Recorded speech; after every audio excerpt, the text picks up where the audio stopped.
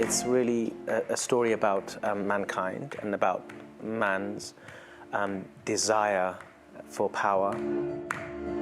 And the power of dance.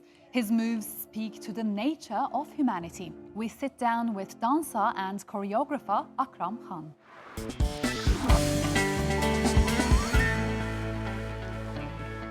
Defiantly groundbreaking, strikingly eloquent. British-born contemporary dancer and choreographer Akram Khan is undoubtedly a game-changer. In a career spanning nearly 2 decades, he has created a diverse, imaginative body of work. TRT World correspondent Shamim Chowdhury caught up with him in London and asked him how much his diasporic identity influences his work, his bumpy relationship with his father, and his company's latest production, Outwitting the Devil.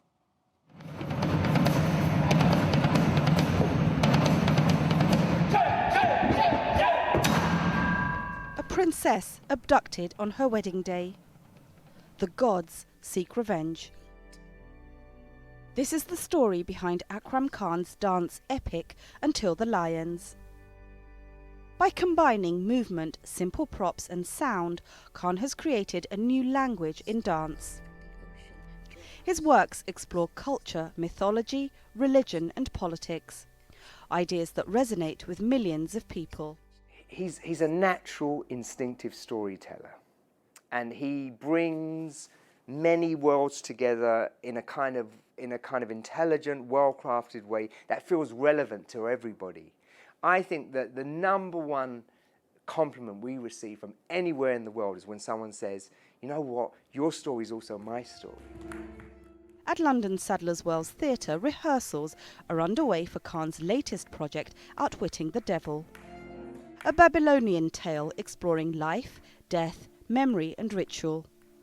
His choreography draws heavily on his training in the classical Indian dance Kathak, which he combines with a range of contemporary experimental forms. Born in 1974, Khan began his solo performances in the 1990s. Since then, he's won dozens of awards, including an MBE, or Member of the Order of the British Empire, in 2005.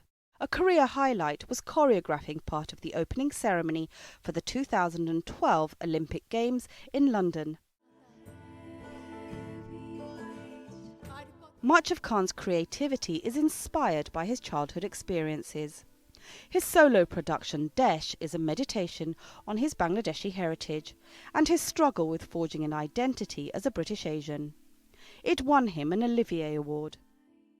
The fact he's a Bangladeshi who came to England with a family, had to kind of negotiate an alien culture and find a way to create a kind of a positive connection. And I think that struggle creates a kind of resilience and the capacity to communicate in a much more inventive and innovative way.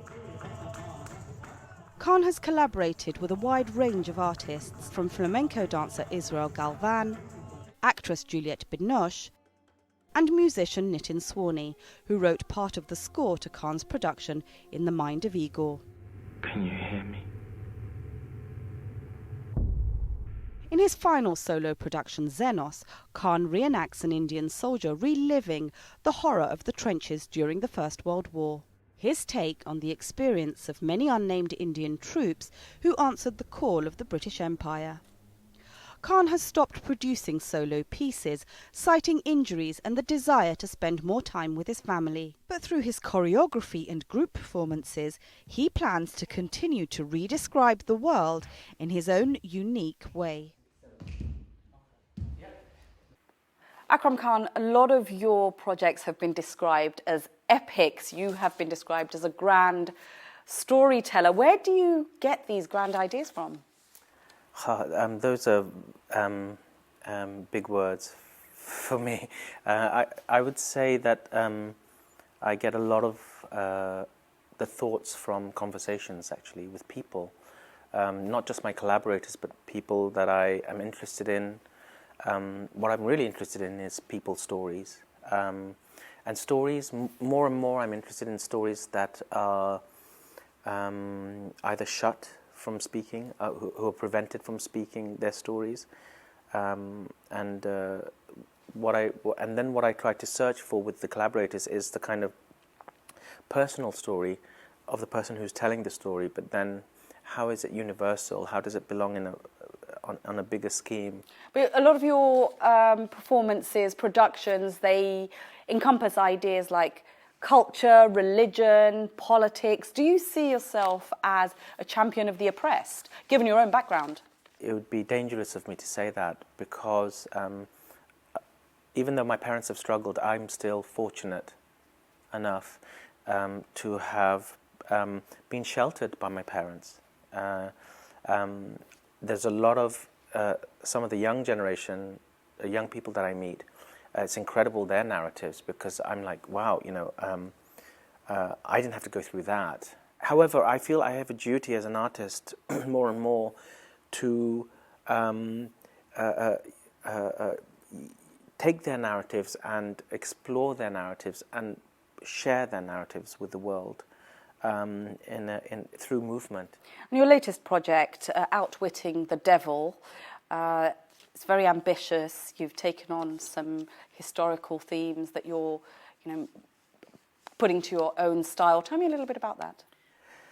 It's really about, we're using the story of Gilgamesh, which is the first ever story that we know of from humankind, let's say, that was recorded on tablets. It's really a story about mankind and about man's desire for power, but there's a part that's missing in the narrative, which has recently been discovered, and it's about where Gilgamesh cuts down the cedar forest. Nature destroys nature, and then nature, the gods of nature, take revenge on Gilgamesh for destroying nature. It's really about climate change. So it's actually a very timely warning, in a sense. Absolutely, yeah. But, I'm intrigued by the title, Outwitting the Devil. I mean, it sounds Who is the devil? It's very dark, it's very ominous. Why did you choose this title? Well, I was interested in the devil, really, and who is the devil. And there's two ways of looking at devil. One of them is time, being devil, because we want to outwit time. We want to live forever. The other one is mankind. And I wanted to explore outwitting mankind, because mankind, unless mankind changes themselves, mankind has to be destroyed in order for nature to win. You mentioned the past and the connection between the past and the present. Now, your production, Desh, is very much about all of that. You went back to the land of your ancestors, Bangladesh, to get your inspiration, to construct the way that this production was going to come about. But you've also spoken about some of the complications you had as a child, in particular your relationship with your dad, and this sense of belonging. And many of us who are from that background can relate to that. Am I Bangladeshi? Am I British? You've articulated that yourself. Did you find that Desh was a cathartic experience? Did it help you find those answers? There is something cathartic about it, and also quite spiritual about it. To confront trauma or events that happened in your past through art is an extraordinary way of experiencing the past. It really is. And that's why I love dance and I love Would you art. really go so far as to describe it as trauma? With my father, of course, I would say it was quite traumatic. I mean, in what sense? Well, my father just, he was traumatized. My mother was traumatized. Because you chose to be a dancer? No, from the independence of Bangladesh. Right, in 1971. They came over. I was then born in 74. And they wanted to... My mother particularly wanted me to keep the culture, the tradition that they've been fighting for. My mother's father was a great mathematician, and everybody kind of put upon me that, maybe he's got that talent of mathematics, and obviously I have no talent for mathematics. But I became infatuated with movement, but the movements that I became infatuated with, or the style or aesthetic, was Michael Jackson, Bruce Lee, Muhammad Ali, Buster Keaton, Fred Astaire, Charlie Chaplin, These were like my superheroes, you know, and so my father, and then there came a stage where a teenager where I was like, well, I wasn't really doing well at all in the academics, and I can understand my father's trauma. What is he going to do? So my father said, you better take over the restaurant. And when that proposition came, I was like, never. I was young. I just became angry. I couldn't see the bigger picture. My father and mother did, you know, we with each generation, we think we're more smarter. But I think with each generation, I think we become less wise. Are you still angry? Even just with my father? No, just generally, as a result of your experiences, you just use the word trauma. You know, I'm... A little bit, maybe? No, I think it's transformed to grief. So you have grief in you, you have sadness in you? Well, look at Brexit. What do you think Brexit's about? Do you think it's about just about... it's the origins of Brexit is xenophobic, and going from my teenage in the 90s, late 80s, from racism to now living it, but in the political system, where it's kind of acceptable. Yeah, I'm kind of grieving. I think we all are. You know, I was quite interested in something you said when you were talking about your production in the Mind of Igor, where you said you summed up life in 3 words: life, rupture, and death. Can life really be summed up in those 3 words? I think our ego feels that we can sum it up and we need many more words. But life is life. That's everything. Death is the unknown, which is the other everything. And rupture is what happens between life and death, or death and life. It depends on how you look at it. Yeah, for me, I think we need to simplify it to those 3 things, because we are so distracted by so many other words that we forget the 3 most important things. So I just want to talk about your collaborations. You've collaborated with some very big names, ranging from a huge section of the arts: Kylie Minogue, Nitin Sawhney, Anish Kapoor, to name but a few. Do you think these collaborations have enabled you to develop further as an artist? Absolutely. I think collaboration itself allows me to grow as an artist. However, is it because they're famous artists that I have grown? For me, it was never. It's not a question about that. I think the question is, can they teach me something? Can I learn something from these artists like Anish Kapoor, Anthony Gormley? You know, that was really for me the crux of that collaboration. That's where I learnt. That's where rupture happened. You know, I was like, oh my God, I know so little.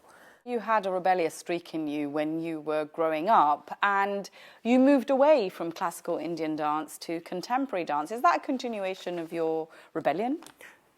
Well, rebellious in the sense that I didn't move from Kathak, Indian classical, to contemporary. I didn't do that. I went to contemporary dance, but I took my Kathak with me. I think there's a difference when people say, oh, did you stop Kathak?